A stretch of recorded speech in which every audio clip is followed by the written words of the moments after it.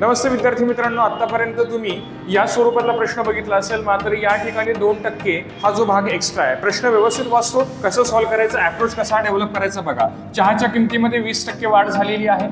एखाद्या कुटुंबाने आपल्या चहा वापरातील किती टक्के कपात करावी जेणेकरून एकूण खर्च हा 2% पेक्षा जास्त होणार नाही.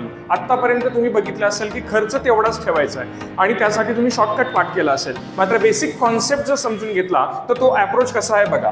या ठिकाणी आपण शेकडेवारीच्या अनुषंगाने जर विचारलं तर 100 ही रेफरन्स मानतो, म्हणून इथे देखील 100 रेफरन्स मानली.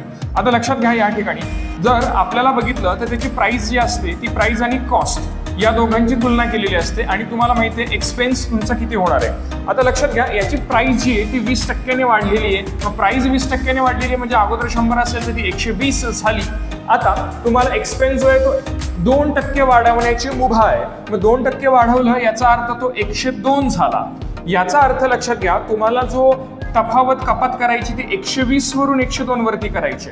मग 120 वरून 102 वरती कपात करायची असेल तर ती 18 कपात झाली. मग 18 कपात झाली तर ते शेकडेवारीमध्ये किती असणार आहे, तर 18 कपात आहे कोणावरती, 120 वरती कपात आहे, गुणिले या ठिकाणी काय असणार आहे, 100 असणार आहे. शून्याला शून्य गेले, 6 दुने 12, 6 त्रिक 18 आणि 2 पंचे 10, 5 त्रिक 15. सो 15% तुमची या ठिकाणी कपात करावी लागेल जर तुमचा खर्च मॅक्सिमम 2% पर्यंत वाढवायला मुभा असेल तर. हा व्हिडिओ आवडला असल्यास लाईक करायला विसरू नका आणि चॅनलवरती नवीन असल्यास सबस्क्राईब करायला विसरू नका. Thanks for watching.